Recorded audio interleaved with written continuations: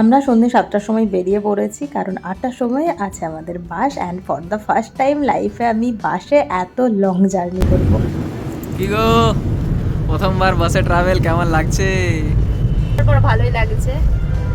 আর এই যে সুন্দর পর্দা আছে বাইরেটা দেখার জন্য, বালিশ দিয়েছে, সিটটাও যথেষ্ট, জায়গাটা দিকে দেখো, এদিকে অনেক স্পেশিয়াস।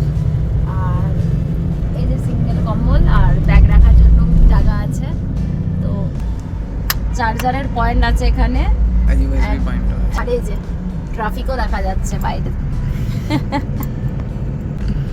ট্রাফিক আর কি দেখবে, বেশ ভালো, কোজি কোজি লাগছে, কুশনও আছে। রাত 11টার সময় বাস থামলো এই ধাবাতে, সবাই নিজের নিজের মতো করে ডিনার করলো।